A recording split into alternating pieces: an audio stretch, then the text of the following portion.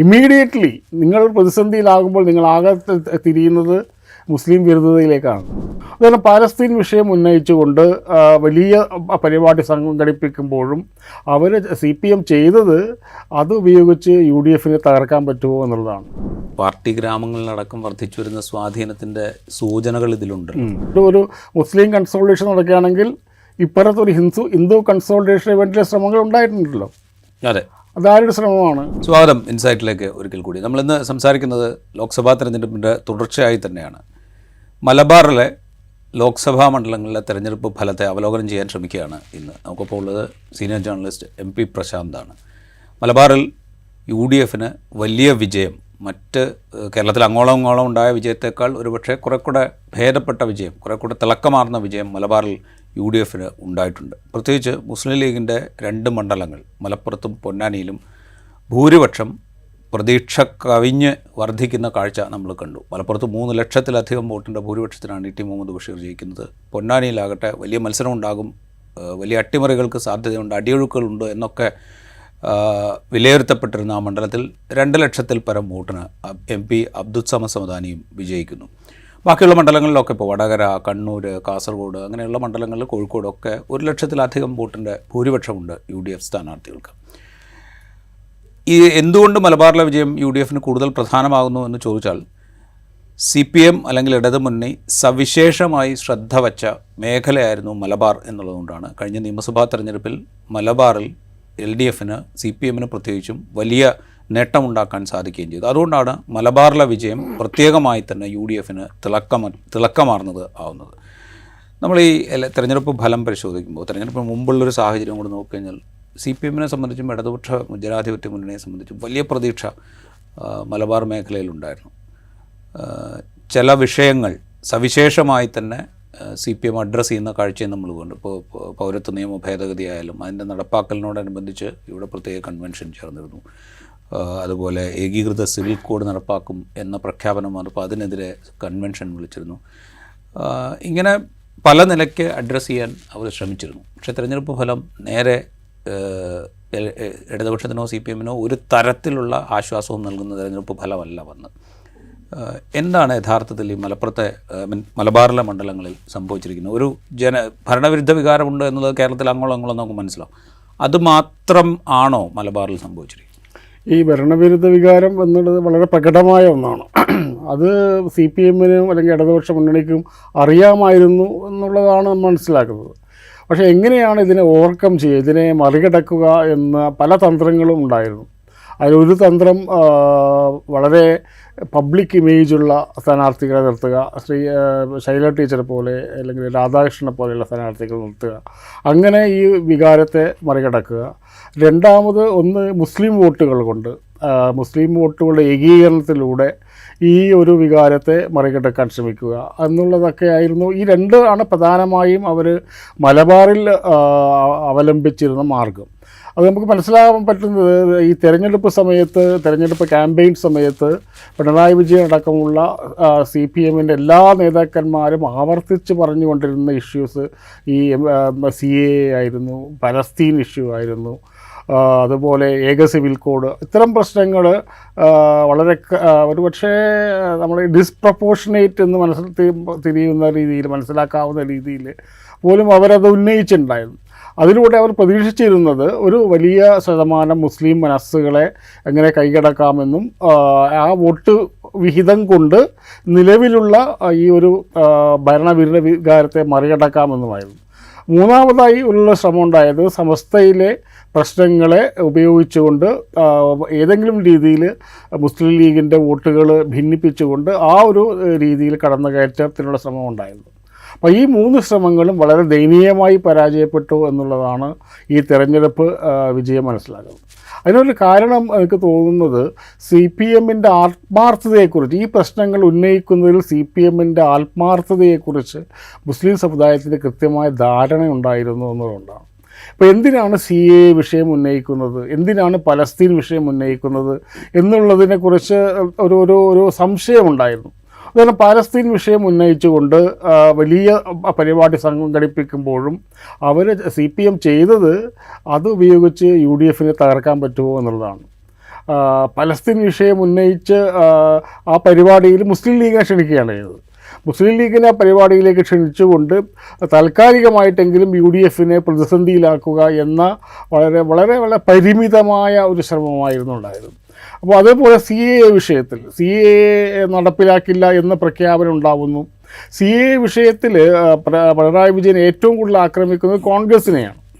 കോൺഗ്രസ്സിന് ഇതിന് ആത്മാർത്ഥതയില്ല, കോൺഗ്രസിൻ്റെ മാനിഫെസ്റ്റോയിൽ CAയെക്കുറിച്ചൊന്നും പറയുന്നില്ല എന്നൊക്കെ പറഞ്ഞ് കോൺഗ്രസിനെ ആക്രമിക്കുക. അപ്പോൾ സ്വാഭാവികമായി ഉണ്ടാകുന്ന ഒരു സംശയം ഈ വിഷയങ്ങളിൽ CPMൻ്റെ ആത്മാർത്ഥത എന്താണ് എന്നുള്ളതാണ്. CPM ഇതിൽ എക്സ്പോസ്ഡ് ആയിപ്പോയി എന്നുള്ളതാണ്.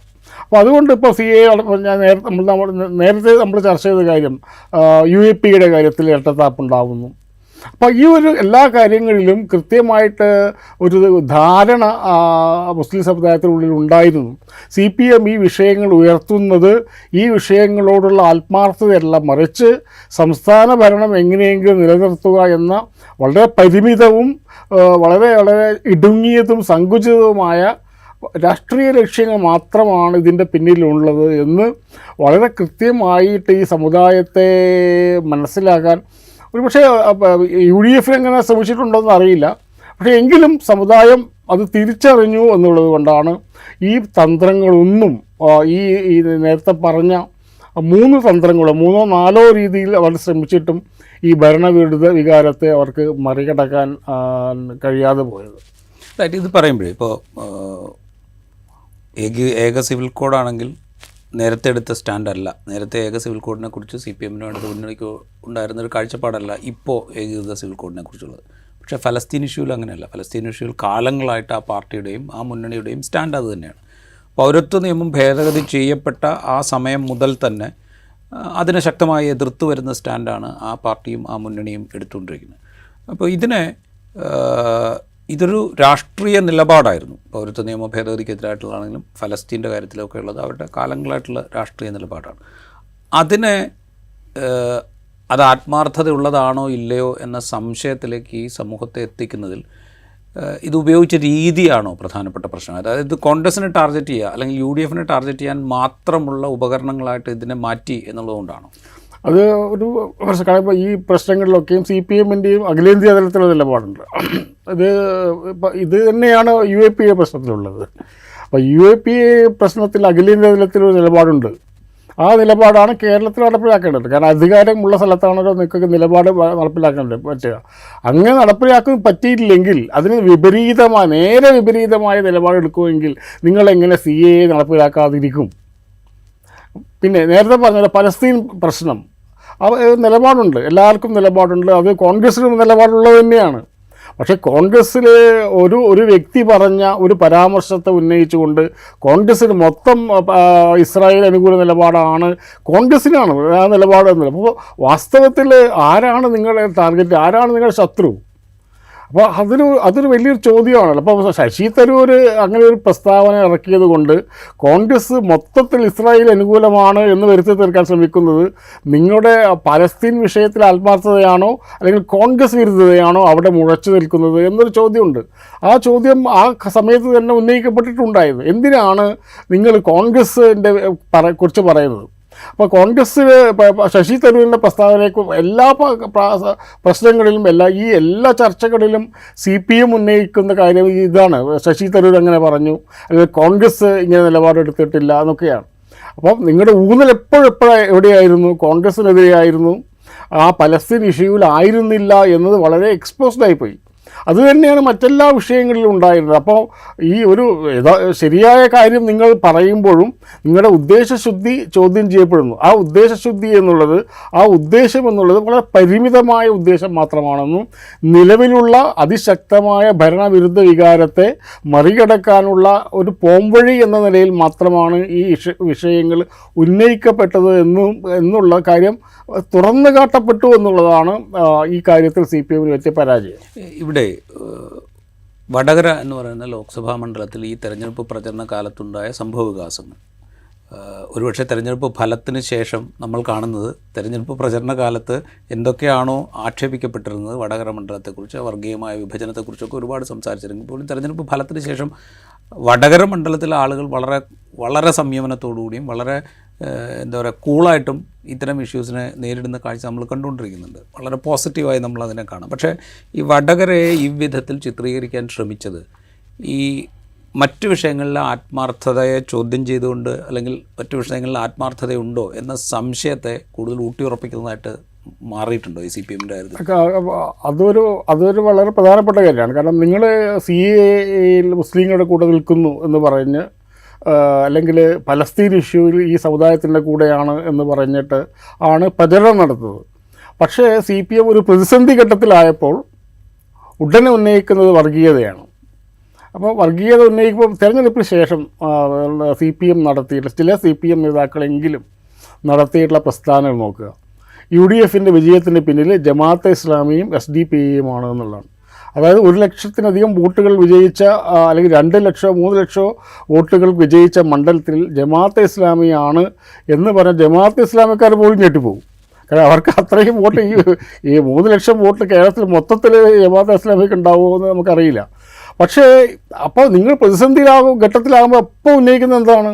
ഈ വർഗീയതയാണ്. മുസ്ലിം സമുദായത്തെ വർഗീയമായി ചിത്രീകരിക്കുകയാണ് ഈ എല്ലാ പ്രതിസന്ധി ഘട്ടങ്ങളിലും ചെയ്തിരുന്നത് എന്നാണല്ലോ ഇതിനർത്ഥം. എന്തിനാണ് നിങ്ങൾ മാഷാ അല്ലാ സ്റ്റിക്കർ ഒട്ടിച്ചത്? എന്നാൽ ഒരു പാർട്ടി എപ്പോഴും മലബാറിൽ പ്രതിസന്ധിയിലാവുമ്പോൾ ഈ മുസ്ലിം സമുദായത്തെ ചൂണ്ടിക്കാണിച്ചുകൊണ്ട്, അല്ലെങ്കിൽ 1-2 സംഘടനകളെ ചൂണ്ടിക്കാണിച്ചുകൊണ്ട് വർഗീയമായിട്ട് അതിനെ വ്യാഖ്യാനിക്കാൻ ശ്രമിക്കുക. അതാണ് CPM എല്ലാ കാലത്തും ശ്രമിച്ചിട്ടുണ്ടായിരുന്നത്. മുമ്പ് പലപ്പോഴും ഉണ്ടായത്. അത് വടകരയിൽ സ്ഥാനാർത്ഥി ഒരു സന്നിഗ്ധ ഘട്ടത്തിലെത്തിയപ്പോൾ ഇത്തരത്തിലുള്ള കാര്യങ്ങൾ അത് തികട്ടി വരുമെന്ന് പറഞ്ഞു. അതിൻ്റെ ഏറ്റവും ഈ നേരത്തെ പറഞ്ഞ ആത്മാർത്ഥത ഇല്ലായ്മയുടെ ഏറ്റവും പ്രകടമായ ഉദാഹരണമായിരുന്നു വടകരയിലുണ്ടായിരുന്നത്. അതുകൊണ്ട് തന്നെയാണ് ഈ മുസ്ലിം സമുദായത്തിലുണ്ടായ സംശയം അത് സാധൂകരിക്കപ്പെടുന്ന രീതിയിലാണ് അത് ക്യാമ്പയിന് ശേഷവും ആ തെരഞ്ഞെടുപ്പിന് ശേഷം തെരഞ്ഞെടുപ്പ് ഫലത്തെ വിശകലനം ചെയ്തുകൊണ്ട് വളരെ ഉന്നതരായ നേതാക്കന്മാരുടെ ഭാഗത്തു നിന്നുള്ള കമൻറ്റുകൾ പോലും ഇത്തരത്തിലുള്ള എന്തിനാണ് ജമാഅത്തെ ഇസ്ലാമിയും SDPI പറഞ്ഞുകൊണ്ട്, അപ്പോൾ ജമാഅത്തെ ഇസ്ലാമിയും SDPI വിചാരിച്ചാലൊന്നും ഇത്രയും വലിയ ഒരു മാറ്റം ഉണ്ടാവില്ല എന്ന് CPM ഒക്കെ നന്നായിട്ടറിയാം. പക്ഷേ അതിനെ ജമാഅത്തിനെ അല്ലെങ്കിൽ SDPI ചൂണ്ടിക്കാണിച്ചുകൊണ്ട് ആ സമുദായത്തെ ഡിഫെൻസീവിലേക്ക് പോവുക എന്ന ഒരു തന്ത്രമാണ് ഉപയോഗിക്കുന്നത്. അതായത് ഇവർ ഈ ഇതിൽ നിന്ന് ഒരു പാഠവും പഠിച്ചിട്ടില്ല എന്നാണ് ഇതിൽ നിന്ന് ഈ റിയാക്ഷൻസ് നമ്മൾ മനസ്സിലാക്കുന്നത്. ഇത് പറയുമ്പോഴേ അപ്പുറത്ത് ഈ BJP-യുടെ വോട്ട് വർധനയെക്കുറിച്ചുള്ള ചർച്ചകളുണ്ട്. തൃശ്ശൂരത്തെ ജയം ഒരു വലിയ ഉദാഹരണമായിട്ട് ചൂണ്ടിക്കാണിക്കുന്നുണ്ട്. പക്ഷേ തൃശ്ശൂരത്തെ ജയത്തേക്കാൾ ഉപരി ഈ കണ്ണൂർ അടക്കമുള്ള മണ്ഡലങ്ങൾ, ഇപ്പോൾ തെരഞ്ഞെടുപ്പ് തോൽവിക്ക് ശേഷം MV ജയരാജൻ തന്നെ മാധ്യമങ്ങളോട് പറഞ്ഞൊരു കാര്യമുണ്ട്. CPM-ന് സ്വാധീനമുള്ള മേഖലകളിൽ പോലും BJP-യിലേക്ക് വോട്ട് പോയിരിക്കുന്നു. ഇത് വളരെ ഗൗരവമുള്ള പ്രശ്നമാണ് എന്ന് അദ്ദേഹം തന്നെ പറയുന്നുണ്ട്. അത് കണ്ണൂർ മാത്രമല്ല, കോഴിക്കോട് എടുത്താലുണ്ട്, അല്ലെങ്കിൽ ആറ്റിങ്ങൽ എടുത്താലുണ്ട്, ആലപ്പുഴ എടുത്താലുണ്ട്, ഇവിടെ എല്ലായിടത്തും സംഭവിച്ചിട്ടുണ്ട്. വിശേഷിച്ച് ഈ കണ്ണൂർ പോലെയുള്ള ജില്ലകളിൽ ഇങ്ങനെ സംഭവിക്കുന്നുവെങ്കിൽ ഈ 2 ഭാഗത്തു നിന്നുള്ള വിശ്വാസ്യത നഷ്ടപ്പെട്ടു പോകുന്നു എന്നുള്ളൊരു വലിയ ക്രൈസിസ് CPM നേരിടുന്നുണ്ടോ? അത് വലിയൊരു ക്രൈസിസ് തന്നെയാണ്. കാരണം CPM, കണ്ണൂർ ജില്ലയിൽ CPM എല്ലാ കാലത്തും അഭിമാനിച്ചിരുന്നത് ഇത് ഞങ്ങൾ രക്തസാക്ഷികളെ നൽകിക്കൊണ്ട് സംഘപരിവാറിൻ്റെ കടന്നുകയറ്റത്തെ പ്രതിരോധിച്ച ജില്ലയാണ്. CPM നേതാക്കന്മാർ പറയുന്നത് RSSൻ്റെ അഖിലേന്ത്യാ പദ്ധതിയുടെ ഭാഗമായിട്ടാണ് കണ്ണൂരിൽ രാഷ്ട്രീയ കൊലപാതകങ്ങൾ നടക്കുന്നത്. അത് ഞങ്ങൾ നേരിട്ടത് കൊണ്ടാണ് അവരുടെ പദ്ധതി നടപ്പിലാകാതെ പോയത് എന്നാണ് എല്ലാ കാലത്തും പറഞ്ഞുകൊണ്ടിരുന്നത്. അപ്പോൾ അങ്ങനെ പറഞ്ഞുകൊണ്ടിരുന്ന ഒരു ജില്ലയിലാണ് വളരെ പതുക്കെ BJP അവരുടെ സ്വാധീനം പ്രകടമായി കൊണ്ടുവരുന്നത്. അപ്പോൾ ഇതുവരെ നടത്തിയ RSS വിരുദ്ധ, സംഘപരിവാർ വിരുദ്ധ, അല്ലെങ്കിൽ ഫാസിസ്റ്റ് വിരുദ്ധം എന്നവർ പറയുന്ന ഈ ചെറുത്തുനിൽപ്പുകൾ എന്തായി എന്നുള്ളതാണ്. ആ ചെറുത്തുനിൽപ്പുകളിൽ അടിസ്ഥാനപരമായിട്ടുള്ള ചില പാളിച്ചകൾ ഉണ്ടായിട്ടുണ്ടോ അത് CPM വിലയിരുത്തേണ്ടത് തന്നെയാണ്. ഒരുപക്ഷേ മുസ്ലിം വോട്ടുകളിൽ ഉണ്ടായിട്ടുള്ള വിള്ളലുകൾക്കാൾ കൂടുതൽ എന്താ പറയുക, വളരെ സീരിയസ് ആയിട്ട് CPM പഠിക്കേണ്ട ഒരു വിഷയം ഈ ഹിന്ദു വോട്ടുകളിലുണ്ടായിട്ടുള്ള, അല്ലെങ്കിൽ പരമ്പരാഗതമായി CPM-ന് വോട്ട് ചെയ്യുന്ന ഈഴവ സമുദായത്തിൽ നിന്നടക്കം ഉണ്ടായിട്ടുള്ള ഈ ഡ്രെയിൻ എന്ന് പറയുന്നത്, അല്ലെങ്കിൽ ഈ ചോർച്ച എന്നുള്ളതാണ്. കാരണം മുസ്ലിം വിഷയത്തിൽ ഒരു പക്ഷേ CPM-ന് അത് തിരിച്ചു പിടിക്കാൻ പറ്റിയേക്കാം. പക്ഷേ ഇത് വളരെ പതുക്കെ കയറുന്ന ഒരു സംഭവമായി. ഇത് ഒരു തിരഞ്ഞെടുപ്പ് കൊണ്ടുണ്ടായതാണെന്ന് ഞാൻ കരുതുന്നില്ല. കഴിഞ്ഞ കുറേ തിരഞ്ഞെടുപ്പുകളിലായി നമ്മളാരും ശ്രദ്ധിക്കാതെ വരുന്ന ഒരു സംഭവമായിരുന്നു പതുക്കെ ഈ മണ്ഡലങ്ങളിൽ നിന്നുള്ള, പ്രത്യേകിച്ച് CPM-ൻ്റെ പാർട്ടി ഗ്രാമങ്ങൾ എന്ന് പറയുന്ന ആ മേഖലകളിൽ പോലും BJP-ക്ക് വോട്ട് വർദ്ധിപ്പിക്കാൻ കഴിഞ്ഞിട്ടുണ്ടെങ്കിൽ അത് CPM-നെ സംബന്ധിച്ചിടത്തോളം വളരെ ഗുരുതരമായി പഠിക്കേണ്ട ഒരു പ്രശ്നം തന്നെയാണ്. ഇത് പറയുമ്പോഴേ ഇപ്പോൾ ഈ തെരഞ്ഞെടുപ്പിന് ശേഷം വന്ന പല തരത്തിലുള്ള വ്യാഖ്യാനങ്ങളിൽ ഒന്ന് ഈ CAA, അതുപോലെ രാമക്ഷേത്രം, അതുപോലെ ഏകീകൃത സിവിൽ കോഡ്, ഫലസ്തീൻ, ഇത്തരം വിഷയങ്ങളിൽ വലിയ തോതിൽ ഇടപെടുകയും അതിൻ്റെ ചാമ്പ്യനാണ് എന്ന് സ്വയം പ്രഖ്യാപിക്കുകയും ചെയ്തത് വഴി CPM എന്തോ ഒരു മുസ്ലിം പ്രീണനം നടത്തുകയാണ് ചെയ്തത്. അതിൻ്റെ ഭാഗമായി CPM-ൻ്റെ ഹിന്ദു വോട്ടുകൾ ഷിഫ്റ്റ് ചെയ്യാൻ തുടങ്ങിയിരിക്കുന്നു എന്ന തരത്തിലുള്ളൊരു വ്യാഖ്യാനമുണ്ട്. സത്യത്തിൽ ഈ വിഷയങ്ങളിലുള്ള പൊളിറ്റിക്കൽ സ്റ്റാൻഡ് എന്ന് പറയുന്നത് ഒരു മുസ്ലിം പ്രീണനം എന്ന് പറയുന്ന വളരെ പരിമിതമായൊരു കളത്തിലേക്ക് ചുരുക്കിക്കാൻ ഈ ഒരവസ്ഥ കാരണമാകുന്നുണ്ടോ? അത് വളരെ തെറ്റായിട്ടുള്ള ഒരു വിശകലന രീതിയാണെന്നാണ് എനിക്ക് തോന്നുന്നത്. കാരണം CPM പലസ്തീൻ വിഷയം എടുക്കുന്നത് മുസ്ലിം അതിൻ്റെ പൊളിറ്റിക്കൽ സ്റ്റാൻഡ് അങ്ങനെയാണല്ലോ. അല്ലെങ്കിൽ സംഘപരിവാർ വിരുദ്ധ നിലപാട് എന്തുകൊണ്ട് CPM എടുക്കുന്നു? അത് മുമ്പേ പറയാറുണ്ട്, അത് മുസ്ലിം പ്രീണനമാണ് എന്നൊക്കെ പറയാറുണ്ട്. അപ്പോൾ CAA പ്രശ്നത്തിൽ വരെ എടുക്കുന്ന അങ്ങനെ ഒരു ചുരുക്കി കാണേണ്ടതല്ല എന്നാണ് ഞാൻ കരുതുന്നത്. അങ്ങനെ വോട്ട് പോകുന്നെങ്കിൽ പോട്ടെ എന്നാണ് വിചാരിക്കേണ്ടത്. പക്ഷെ അങ്ങനെയല്ല സംഭവിച്ചിട്ടുള്ളത്. ഇത് ഒരു വശത്ത് CAA പ്രശ്നത്തിലും പലസ്തീൻ പ്രശ്നത്തിലും ആത്മാർത്ഥമായിട്ടുള്ള നിലപാടല്ല എടുത്തതെന്നാണ് പ്രശ്നം. ഇത് ആരെങ്കിലും പ്രീണിപ്പിക്കാൻ വേണ്ടിയിട്ടല്ല, മറിച്ച് ഈ ഒരു പ്രതിസന്ധിയിൽ നിന്ന് കരകയറാനുള്ള ഒരു മാർഗമായിട്ട് CPM കണ്ടു എന്നുള്ളതാണ്. അത് ആ പാർട്ടിയുടെ അല്ലെങ്കിൽ ഇടതുപക്ഷത്തിൻ്റെ പ്രഖ്യാപിത നിലപാടാണ്.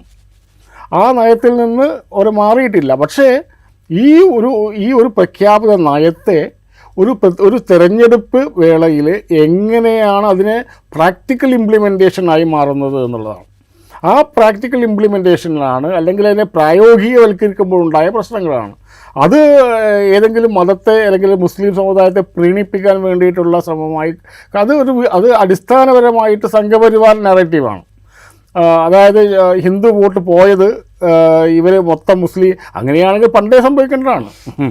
അത് പണ്ട് CPM എടുത്ത ഈ നിലപാടുകളൊക്കെയും ഇങ്ങനെയുള്ള നിലപാടുകളായിരുന്നു എന്നുള്ളതാണ്. പക്ഷേ ഇപ്രാവശ്യം സംഭവിച്ചത് എന്ന് പറഞ്ഞത് ഇതിൻ്റെ നെറ്റ് റിസൾട്ട് എന്ന് പറഞ്ഞത് മുസ്ലിങ്ങളെ വോട്ടും കിട്ടിയില്ല, ഹിന്ദുക്കളെ വോട്ടും കിട്ടിയില്ല എന്നുള്ളതാണ്. ഈ ഹിന്ദുക്കളെ വോട്ട് കിട്ടാതിരിക്കുന്നത് അതിൻ്റെ ഒരു അനാലിസിസായിട്ട് ഈ മുസ്ലിം പ്രീണനമാണ് എന്ന രീതിയിൽ വ്യാഖ്യാനിക്കുന്നത് അത് വലിയ അപകടകരമായ രീതിയാണ്. അത് ശരിയായ ഒരു വിശകലന രീതിയുമല്ല. റൈറ്റ്. ഇത് പറയുമ്പോഴേ ഇപ്പോൾ CPM-നെ സംബന്ധിച്ച് ഇതൊരു വലിയ ക്രൈസിസാണ്. കാരണം അവരുടെ പാർട്ടി ഗ്രാമങ്ങളിലടക്കം അവരെ പിന്തുണച്ചിരുന്ന ഒരു വിഭാഗത്തിൻ്റെ വോട്ട് കുറഞ്ഞു വരുന്നു. ഇപ്പോൾ വലിയ നഷ്ടം എന്ന് നമുക്ക് പറയാൻ പറ്റില്ല, പക്ഷേ എങ്കിൽ പോലും കുറഞ്ഞു വരുന്നു. ഇപ്പോൾ ധർമ്മടത്ത് കണക്കെടുത്ത് കഴിഞ്ഞാൽ കഴിഞ്ഞ തവണ കിട്ടിയതിനേക്കാൾ ഇരട്ടി വോട്ട് BJP ക്യാൻഡിഡേറ്റിന് അവിടെ കിട്ടിയിട്ടുണ്ട്. അങ്ങനെ പല മണ്ഡലങ്ങളിലെയും പല പ്രദേശങ്ങളിലെയും കണക്കെടുത്ത് കഴിഞ്ഞാൽ, പല നിയമസഭാ മണ്ഡലങ്ങളിലെയും കണക്കെടുത്ത് കഴിഞ്ഞാൽ അങ്ങനെ സംഭവിച്ചിട്ടുണ്ട്. തളിപ്പറമ്പ് എടുത്തു കഴിഞ്ഞാൽ അങ്ങനെ സംഭവിച്ചിട്ടുണ്ട്. അവിടെയൊക്കെ CPM-ന് വലിയ സ്വാധീനമാണ്. അപ്പോൾ അവരെ സംബന്ധിച്ച് ഒരു ഭാഗത്ത് അവരെ പിന്തുണച്ചുകൊണ്ടിരുന്ന ഒരു വിഭാഗത്തിൻ്റെ വോട്ട് അവർക്ക് പതിയെ നഷ്ടമായി വരുന്നു. മറുഭാഗത്ത് സ്വന്തം നിലപാടുകൾ യഥാർത്ഥത്തിലുള്ള രാഷ്ട്രീയ നിലപാടുകൾ തന്നെയാണെങ്കിൽ പോലും അതിനെ ഒരു വിശ്വാസപൂർവ്വം ഒരു വേറൊരു വിഭാഗത്തിന് മുമ്പിൽ അവതരിപ്പിക്കാൻ കഴിയാതെ വരുന്നു. ഇതിനിടയ്ക്കൊരു വലിയ ബാലൻസ് എടുക്കേണ്ടി വരും ഈ പാർട്ടിക്ക്. ഇതൊരു വലിയ ക്രൈസിസ് ആണല്ലോ ഒരു രാഷ്ട്രീയ പാർട്ടിയെ സംബന്ധിച്ച്. ഈ ക്രൈസിസ് കുറേ കാലമായിട്ടുള്ളതാണ്. അത് ഒരുപക്ഷെ കഴിഞ്ഞ 2021 തിരഞ്ഞെടുപ്പിൽ അഭൂതപൂർവമായ വിജയം കിട്ടിയപ്പോൾ ഈ ഘടകങ്ങളൊക്കെ അവിടെ ഉണ്ടായിരുന്നു. പക്ഷെ അത് വളരെ പ്രൊനൗൺസ്ഡായിട്ട് ഡോമിനൻ്റായിട്ട് വന്നിട്ടില്ല എന്ന് മാത്രമേ ഉള്ളൂ. അപ്പോൾ ഇത് തന്നെ ആവർത്തിക്കണമെന്നില്ല. ഇപ്പോൾ ഇനിയൊരു തിരഞ്ഞെടുപ്പിൽ ഇതേ സ്കെയിലിൽ തന്നെ ഇതൊക്കെ ആവർത്തിക്കപ്പെടുന്നില്ല. പക്ഷേ ഈ സൂചനകളുണ്ട്. എന്തുകൊണ്ടാണ് ഈ ഒരു വലിയ വിഭാഗം പാർട്ടിയിൽ നിന്ന് അകന്നു പോകുന്നത്? പല കാരണങ്ങളുണ്ടല്ലോ. അപ്പോൾ ഇത് BJPയുടെ വളർച്ച ഒരു കാരണം കൊണ്ട് മാത്രമല്ല, ഈ മുസ്ലിം സമുദായം അകന്നു പോയി എന്ന് മാത്രമല്ല, ഭരണവിരുദ്ധ വികാരം, അങ്ങനെ ഒരുപാട് ഘടകങ്ങൾ ഇതിലുണ്ടല്ലോ. അപ്പോൾ ഇത് പാർട്ടി തിരിച്ചറിയുമെന്നുള്ളതാണ്. കാരണം അങ്ങനെ ഒരു പ്രതീക്ഷയാണ് അവിടെ. തിരിച്ചറിയുമോ ഇല്ലയോ എന്നുള്ളത്, അങ്ങനെ തിരുത്തുമോ അല്ലെങ്കിൽ തെറ്റ് തിരുത്തണമെങ്കിൽ തെറ്റെന്താണെന്ന് തിരിച്ചറിയണമല്ലോ. അങ്ങനെ തിരിച്ചറിയുമോ, അല്ലെങ്കിൽ എല്ലാം ഭദ്രമാണ് എന്ന രീതിയിൽ നിങ്ങൾ തുടർന്ന് പോകുമോ? ഇതൊക്കെ ഇനിയിപ്പോൾ ഇന്നും വരും ദിവസങ്ങളിലായിട്ട് പാർട്ടി അതിനെക്കുറിച്ച് 5-6 ദിവസം കാര്യമായി തന്നെ ചിന്തിക്കുകയാണ്. പക്ഷേ പുറത്ത് ആദ്യഘട്ടത്തിൽ വരുന്ന സൂചനകൾ അനുസരിച്ചിട്ട് അങ്ങനെ ഒരു സീരിയസ് ഇൻട്രോസ്പെക്ഷൻ, ഒരു പരിശോധനയ്ക്ക് അവർ തയ്യാറാകുമോ, അല്ലെങ്കിൽ അങ്ങനെ തയ്യാറായാൽ തന്നെ നിലനിൽക്കുന്ന ഒരുപാട് ധാരണകൾ അവർ തിരുത്തപ്പെടേണ്ടതുണ്ട്. അങ്ങനെ തിരുത്താനുള്ള വലിയൊരു ധൈര്യം പാർട്ടി കാണിക്കുമോ എന്നുള്ള കാര്യങ്ങളിലൊക്കെ സംശയമുണ്ട്. കാരണം മുമ്പുണ്ടായിട്ടുള്ള ആ തിരഞ്ഞെടുപ്പുകളിൽ നിന്ന് എന്ത് പഠിച്ചു എന്ന് നോക്കിയിട്ടാണല്ലോ നമ്മൾ ഈ തിരഞ്ഞെടുപ്പിൽ അവരെന്ത് പഠിക്കുന്നു എന്ന കാര്യം തീരുമാനിക്കുന്നത്. അപ്പോൾ അങ്ങനെയുള്ള വളരെ വളരെ എന്താ പറയുക, നിശ്ചിതമായ ആത്മവിമർശനം എന്നൊക്കെ പറയാറുള്ളത് നമ്മൾ. അത് കമ്മ്യൂണിസ്റ്റുകാരുടെ ഒരു വലിയൊരു മെച്ചമായിട്ടോ അല്ലെങ്കിൽ ഒരു എന്താ പറയുക, അവരുടെ ഒരു പ്രത്യേകതയായിട്ടോ പറയാറുള്ളത് ഈ സ്വയം വിമർശനത്തിനുള്ള കഴിവാണ്. അതിൽ നിന്ന് നേടിയെടുക്കുന്ന പുതിയ അറിവുകളൊക്കെയാണ്.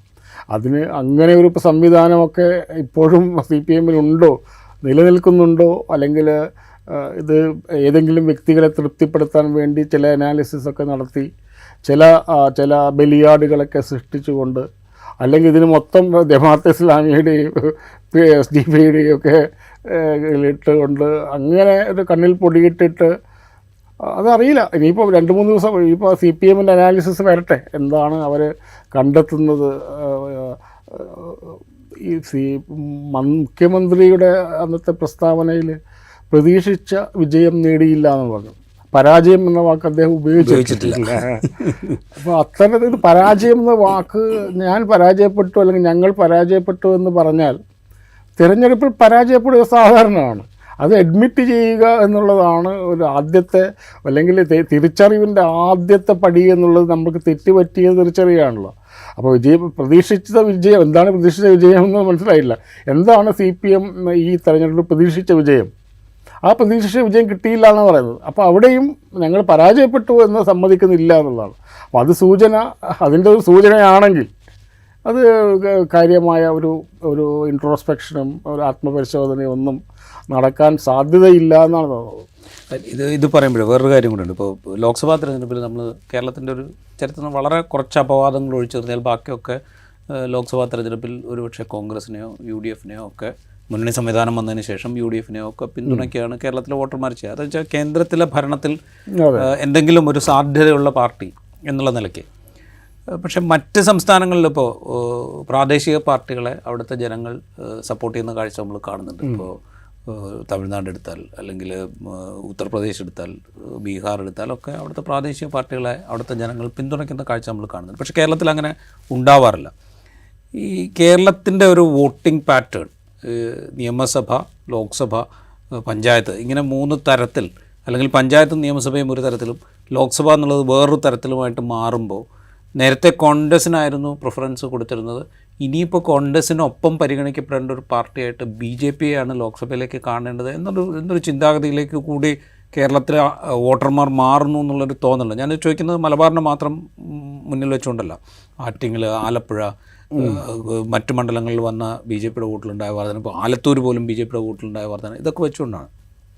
അല്ല, ഇപ്പോൾ BJP-യെ ഇത്രയും കാലം നമ്മൾ തടുത്തു നിർത്തി എന്ന് പറയുന്നുണ്ട്. അത് എല്ലാം തകർന്നു പോയി, ഒരു സീറ്റ് BJP-ക്ക് കിട്ടി. അപ്പോൾ അങ്ങനെ ഒരു വിശകലനം, അതൊരു സിംബോളിക്കായിട്ടുള്ള, അങ്ങനെ ഒരു വളരെ ഇമോഷണലായിട്ടുള്ളൊരു വിശകലനമാണ്. BJP ഒരു പെട്ടെന്നുണ്ടായിട്ടുള്ളൊരു വളർച്ചയല്ല നമുക്ക്, അത് ഘട്ടമായിട്ടുള്ള വളർച്ചയാണ്. അപ്പോൾ സുരേഷ് ഗോപി ജയിച്ചത് കൊണ്ട് സംഘപരിവാർ വിരുദ്ധ നമ്മുടെ നിലപാടുകളൊക്കെ എല്ലാം തകർന്നു പോയി എന്ന് പറയേണ്ട ഒരു അവസ്ഥയിലേക്ക് ഇല്ല. തീർച്ചയായിട്ടും BJP വളരുന്നുണ്ട്. വളരുന്നുള്ള അതിൻ്റെതായ കാരണങ്ങളുണ്ട്. ആ കാരണങ്ങൾ എന്താണെന്ന് കണ്ടെത്തുക, അല്ലെങ്കിൽ അത് കണ്ടെത്തിയാൽ പോലും അത് കൃത്യമായി അഡ്രസ്സ് ചെയ്യുക എന്നുള്ളത് പ്രശ്നമാണല്ലോ. മാത്രമല്ല BJP വളർന്നാലും കുഴപ്പമില്ല. BJPക്ക് ഒരു 5 or 6 സീറ്റ് കേരളതലത്തിൽ നിയമസഭയിൽ കിട്ടിയാൽ സാരമില്ല, ഞങ്ങൾക്ക് തുടർഭരണം കിട്ടിയാൽ മതി എന്ന രീതിയിലുള്ള ചിന്ത CPMൻ്റെ അകത്ത് കടന്നു വന്നിട്ടുണ്ടോ എന്ന് സംശയിക്കുന്ന ആളുകളുണ്ട്. കാരണം നേരത്തെ പ്രാദേശിക പാർട്ടി എന്ന് പറഞ്ഞല്ലോ, കേരള CPM ഒരു പ്രാദേശിക പാർട്ടിയായി മാറുകയാണ്. കാരണം അഖിലേന്ത്യാ തലത്തിലുള്ള ഒരു കാര്യങ്ങളും ഇവിടെ നടപ്പിലാക്കപ്പെടുന്നില്ല. മാത്രമല്ല കേരളത്തിലെ CPM എന്നുള്ളത് കേരളത്തിലെ ഒരു കേരള കോൺഗ്രസ് പോലെയോ അല്ലെങ്കിൽ DMK പോലെയോ ഉള്ളതാണ് ഇപ്പോൾ പ്രവർത്തിച്ചുകൊണ്ടിരിക്കുന്നത്. അത് ഞാൻ പറഞ്ഞത് അവരുടെ ഇപ്പം DMKയുടെ കൺസേൺ എന്താണ്? DMKയുടെ മെയിൻ കൺസേൺ തമിഴ്നാട്ടിൽ അധികാരം നിലനിർത്തുക എന്നുള്ളതാണ്. അതേപോലെ കേരളത്തിലെ കമ്മ്യൂണിസ്റ്റ് CPM നിലപാട് കേരളത്തിൽ അധികാരം നിലനിർത്തുകയാണെന്ന്.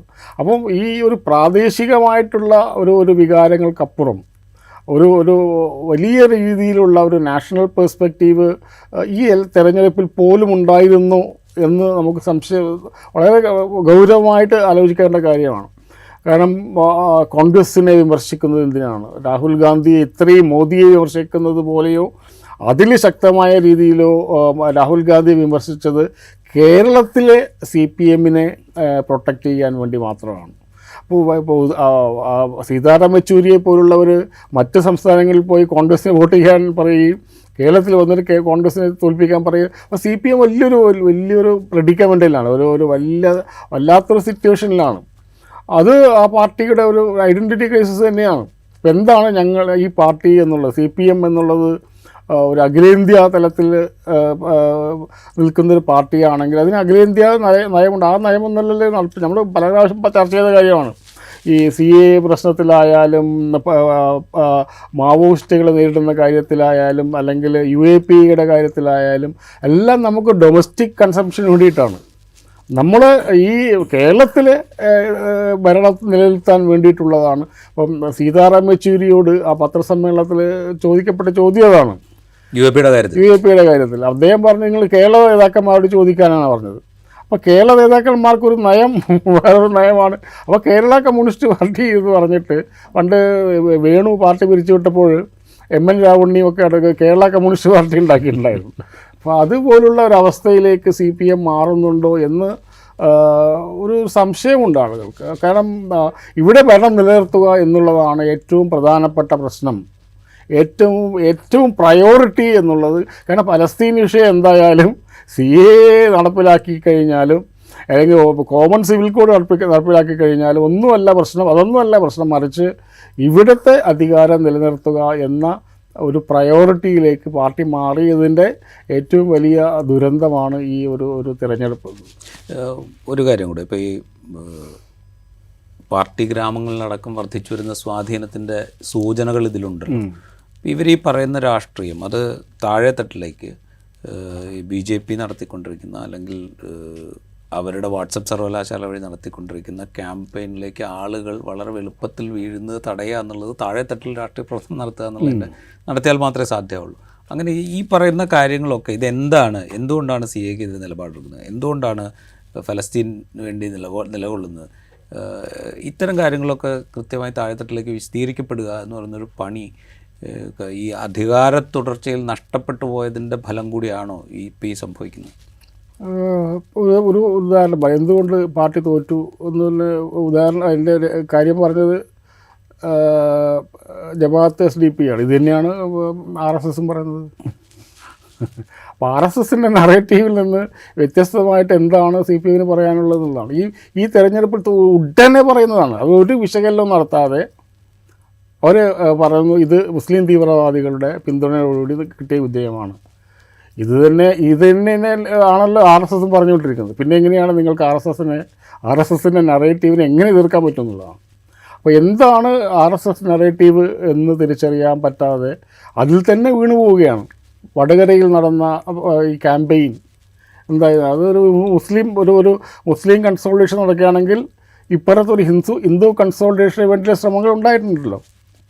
അതാരുടെ ശ്രമമാണ്? ആ ഒരു ശ്രമം RSSൻ്റെ ശ്രമമാണ്. പിന്നെ എങ്ങനെയാണ് നിങ്ങൾക്ക് അവരുടെ അണികളെ RSSൻ്റെ നറേറ്റീവിൽ നിന്ന് വിമുക്തമാക്കാൻ പറ്റുന്നത്? ഇമ്മീഡിയറ്റ്ലി നിങ്ങൾ പ്രതിസന്ധിയിലാകുമ്പോൾ നിങ്ങൾ ആകെ തിരിയുന്നത് മുസ്ലിം വിരുദ്ധതയിലേക്കാണ്. അത് വെച്ചിട്ടാണ് നിങ്ങൾ എല്ലാറ്റിനെയും എക്സ്പ്ലെയിൻ ചെയ്യാൻ ശ്രമിക്കുന്നത്. അത് തന്നെയാണ് RSS ചെയ്യുന്നത്. പിന്നെ അതിൽ നിന്ന് വ്യത്യസ്തമായിട്ടുള്ളൊരു നറേറ്റീവ് എങ്ങനെ പാർട്ടി അണികൾക്ക് എങ്ങനെ ഇപ്പോൾ വടകരയിൽ എന്തുകൊണ്ട് തോറ്റു എന്ന് പറഞ്ഞാൽ എന്താണ് കൊടുക്കുക നമ്മൾ?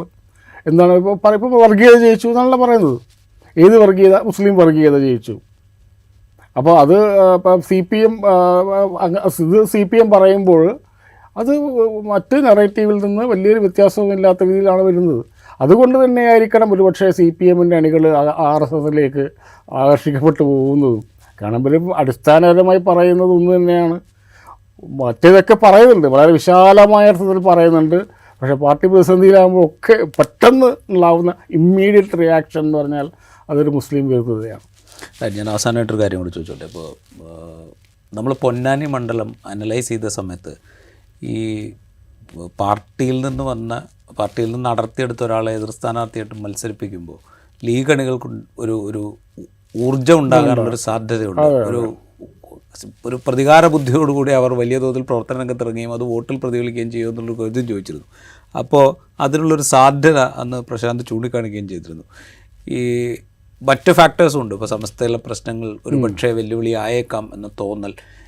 ഈ ഒരു വെല്ലുവിളി മുമ്പിൽ കണ്ടുകൊണ്ടുള്ള ലീഗ് പ്രവർത്തകരുടെ ഒരു വലിയ റിയാക്ഷനാണോ ഇത്രയും വലിയ ഭൂരിപക്ഷം മലപ്പുറത്തും?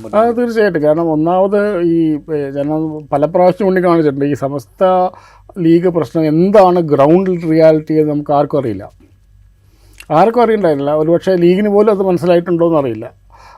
പക്ഷേ അത് യഥാർത്ഥത്തിൽ എന്തായിരുന്നു എന്നുള്ള സമസ്തയും ലീഗും തമ്മിലുള്ള ബന്ധം എന്താണ് എന്ന് കൃത്യമായി മനസ്സിലാക്കി തന്നത് ഈ തെരഞ്ഞെടുപ്പ് ഫലത്തോടു കൂടിയിട്ടാണ്. അതിലൊരു കാര്യം, വലിയ ലീഗിനൊരു പ്രതിസന്ധി ഘട്ടത്തിലാണ് എന്ന് മനസ്സിലാക്കുകയും കുഞ്ഞാലിക്കുട്ടി അടക്കമുള്ള നേതാക്കന്മാർ അവിടെ ക്യാമ്പ് ചെയ്തുകൊണ്ട് തന്നെ പ്രവർത്തിക്കുകയും ചെയ്യുകയും ഒരു വോട്ട് പോലും മാറിപ്പോകരുത് എന്ന രീതിയിൽ പ്രവർത്തിക്കുകയും ചെയ്തതിൻ്റെ ഫലം. 2, അരിവാൾ ചുറ്റിക നക്ഷത്രം എന്ന ആ ചിഹ്നത്തിൽ തന്നെ മത്സരിക്കുന്നു എന്നുള്ളത്. അങ്ങനെ ഹംസ ആരായിരുന്നാലും അരിവാൾ ചുറ്റിക നക്ഷത്രം എന്നതിൽ വോട്ട് ചെയ്യുമ്പോൾ അവർക്ക് ആദ്യം വരുന്നത് CPM-നെയാണ് അല്ലെങ്കിൽ പിണറായി വിജയനെയാണ് ഓർമ്മ വരുന്നത്. ആ പ്രശ്നം ഉണ്ട്. അത് ഇപ്പോൾ ഈ വികാരം ഈ 2-3 ഒന്ന് ഈ ഭരണവിരുദ്ധ വികാരത്തെ മറികടക്കാനുള്ള ഒരു ശ്രമമാണ് ഈ സമസ്തയുമായിട്ടുള്ള പ്രശ്നത്തിൽ നിന്ന് CPM ശ്രമിച്ചിരുന്നത്. പക്ഷേ അതിലും എത്രയോ മടങ്ങായിരുന്നു ഭരണവിരുദ്ധ വികാരം. മറ്റേത് ഒരു 2 സംഘടനകൾ തമ്മിലുള്ള ഒരു ടർഫ് വാർ മാത്രമായിരുന്നെങ്കിൽ, അത് അവിടെ ഒടുങ്ങി നിൽക്കുന്ന ഒരു പ്രശ്നം മാത്രമായിരുന്നെങ്കിൽ, മറ്റേത് അതിനേക്കാൾ 10 മടങ്ങ് വരെ ശക്തിയുള്ളതായിരുന്നു ഈ ഭരണവിരുദ്ധ വികാരം. അതിനെ കൊണ്ട് തലവെച്ചെടുത്തു എന്നുള്ളതാണ് ഹംസയ്ക്ക് പറ്റിയിട്ടുള്ള ഒരു ഏറ്റവും വലിയ എന്താ പറയുക, ഒരു വിലയിരുത്തൽ വന്ന ഒരു പാകപ്പിഴ. അവിടെ മുസ്ലിം ലീഗിൻ്റെ അണികളിൽ നിന്ന് ധാരാളം വോട്ട് കിട്ടുമെന്ന് അവസാന സമയത്ത് വരെ അദ്ദേഹം പ്രതീക്ഷിച്ചിട്ടുണ്ടായിരുന്നു. അത് സംഭവിക്കാതെ പോയത് 2-3 കാരണങ്ങളാണ്. ഒന്ന്, വളരെ ചിട്ടയായിട്ട് മുസ്ലിം ലീഗ് അവിടെ പ്രവർത്തിച്ചു. രണ്ടാമത്, മുസ്ലിം ലീഗ് നേതൃത്വം തന്നെ അങ്ങനെ ഒരു സാധനം ഉറപ്പുവരുത്തി. മുസ്ലിം ലീഗിൻ്റെ അണികൾ ഒരു വെഞ്ചിയൻസോട് കൂടിയിട്ട് അല്ലെങ്കിൽ ഒരു പ്രതികാര ബുദ്ധിയോടുകൂടി തന്നെ വോട്ട് ചെയ്തു. ഇതിനേക്കാൾ എല്ലാറ്റിനുപരിയായിട്ട് ഈ ഭരണവിരുദ്ധ വികാരം ഇതിനൊക്കെ തള്ളുകയും ചെയ്യുന്ന ഒരു വലിയൊരു വികാരമായിട്ട് മാറുകയും ചെയ്തു. അങ്ങനെയാണ് ഈ ഇത്തരത്തിൽ 2 ലക്ഷത്തിന് ഉള്ള മുകളിലേക്കുള്ള ഒരു ഭൂരിപക്ഷത്തിലേക്ക് സമദാനി എത്തിയതെന്നാണ് എനിക്ക് കരുതുന്നത്. ഈ മലപ്പുറത്തെ ഭൂരിപക്ഷം പോലും വലിയ അത്ഭുതമാണ്. കാരണം 3 ലക്ഷത്തിലധികമാണ്. കഴിഞ്ഞ തവണ PK കുഞ്ഞാലിക്കുട്ടി മത്സരിക്കുമ്പോൾ കിട്ടുന്നത് 2,60,000 വോട്ടിൻ്റെ ഭൂരിപക്ഷമാണ്. അതിനെ കവച്ചു വയ്ക്കുന്നൊരു പെർഫോമൻസാണ് ഇത്തവണ മലപ്പുറത്തുണ്ടായത്. വസീഫ് എന്ന് പറയുന്ന ചെറുപ്പക്കാരനായ സ്ഥാനാർത്ഥി അത്യാവശ്യം പെർഫോം ചെയ്യും എന്ന് പ്രതീക്ഷിച്ചെടുത്ത്. അല്ല, മലപ്പുറത്ത് പൊന്നാനിയെക്കുറിച്ച് പറഞ്ഞത് പൊന്നാനിയെക്കുറിച്ച് മാത്രമല്ല, അത് മലപ്പുറത്തിനും ബാധകമാണ്. പൊന്നാനി നമ്മൾ പറയാൻ കാരണം പൊന്നാനിയാണ് അങ്ങനെ ഒരു സാധ്യതയുണ്ടായിരുന്ന ഒരു മണ്ഡലം എന്നതുകൊണ്ടാണ് പൊന്നാനിയെക്കുറിച്ച് മാത്രം പറയുന്നത്. ഈ പറഞ്ഞ എല്ലാ കാര്യങ്ങളും മലപ്പുറത്തിനും ബാധകമാണ്. റൈറ്റ്. ലോക്സഭാ തെരഞ്ഞെടുപ്പിന് ശേഷം മലബാർ സവിശേഷമായ ചില വിശകലനങ്ങൾ അർഹിക്കുന്നുണ്ട്. ആ വിശകലനങ്ങളിലേക്കുള്ള ചില സൂചനകൾ മാത്രമാണ് ഒരുപക്ഷെ MP പ്രശാന്ത് ഇവിടെ പങ്കുവച്ചത്. രാഷ്ട്രീയ നേതൃത്വം കേരളത്തിൻ്റെ സമൂഹത്തിനിടയിൽ സ്വാധീനമുള്ള രാഷ്ട്രീയ നേതൃത്വങ്ങൾ ഏതളവിൽ ആത്മപരിശോധന നടത്തേണ്ടതുണ്ട്, ഏതളവിൽ സ്വയം വിമർശനം നടത്തേണ്ടതുണ്ട് എന്നുള്ളതിനെക്കുറിച്ചുള്ളൊരു കൃത്യമായ സൂചനയാണ് മലബാറിലെ വോട്ടർമാർ ഈ തെരഞ്ഞെടുപ്പിൽ നൽകിയത് എന്ന് നമുക്ക് നിസ്സംശയം പറയാൻ സാധിക്കും. ഇൻസൈറ്റിൻ്റെ ഈ എപ്പിസോഡ് ഇവിടെ പൂർത്തിയാവുന്നു. മറ്റെപ്പിസോഡുമായി വീണ്ടും കാണാം.